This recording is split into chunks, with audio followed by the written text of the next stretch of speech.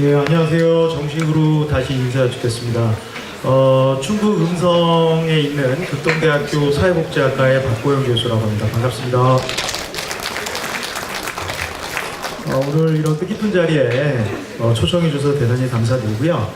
뒤에 중요하고 즐거운 행사가 많기 때문에 간략하게 말씀을 드리고 내려가도록 하겠습니다. 우리 보시다시피 행복공감학교가 이제 프로그램을 했는데요. 그것이 어떤 효과가 있었는지 발표를 간략하게 말씀드리려고 합니다. 이제 발표에 앞서서 말씀드리고 싶은 건 지금 화면에 있는 것처럼 이게 최종 연구 결과 보고가 아니라 중간 결과라고 하는 것을 여러분들 유념해서 들어주시면 좋겠습니다. 간략하게 말씀드리기 위해서 PPT를 자세하게 보는 것보다 그냥 제가 말씀드리는 게 나을 것 같긴 한데, 우리가 지금 하는 행복공감학교라는 것은요, 지금 여기 나오는 것처럼 인성이나 안전, 진로봉사, 창조적 동아리 활동으로 구성된 일련의 프로그램입니다.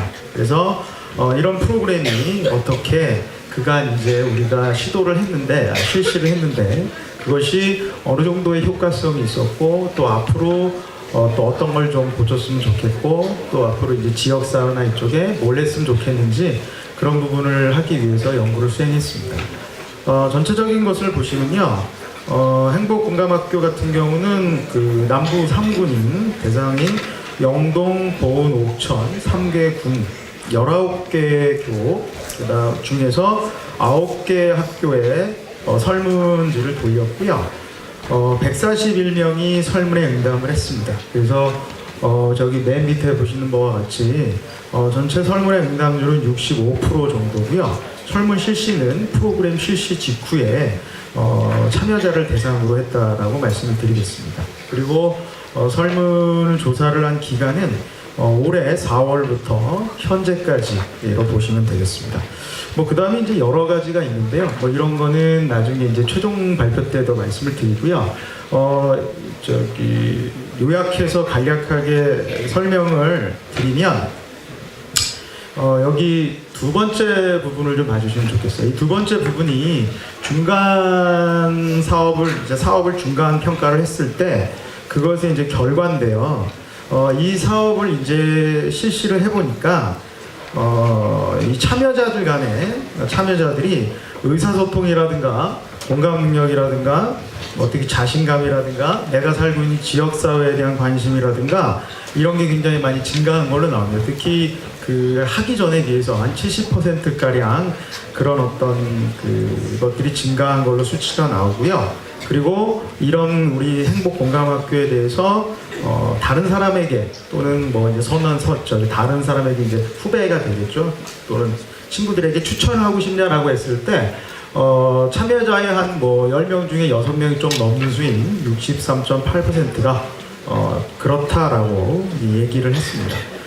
이런 전체적인 저희가 긍정적인 결과를 보이고요.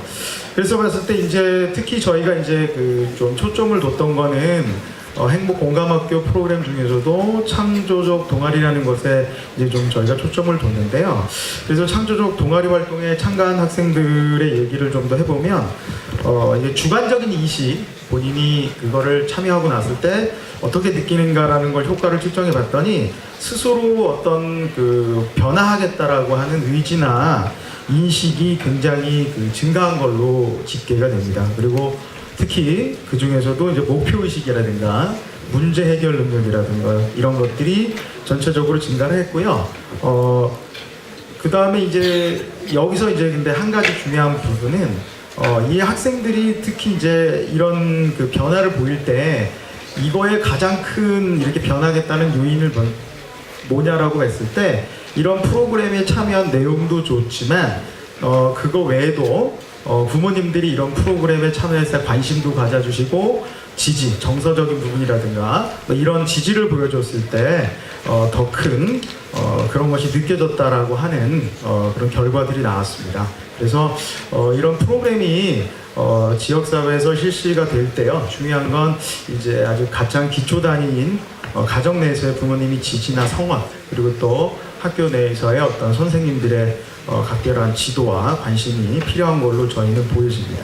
그래서 이런 거를 바탕으로 봤을 때 저희가 뭐 제언이라고 이제 나오는데 뭐 이렇게 저희가 제안을 드리면요, 전 중요한 건 이제 어떤 이제 이런 동아리라든가 프로그램을 봤을 때 어떤 그런 본인이 살고 있는 그런 지역의 어떤 그런 문제를 어떤 해결할 관심을 갖고 그 관심을 바탕으로 내가 살고 있는 이런 공동체 지역에 대해서 어떻게 할 것인가, 어떤 문제가 있고 이걸 어떻게 해결할 것인가에 대한 어떤 그런 고민을 하는 모임이나 이런 프로그램이 중요하다라는 부분을 좀 더 드리고 싶고요.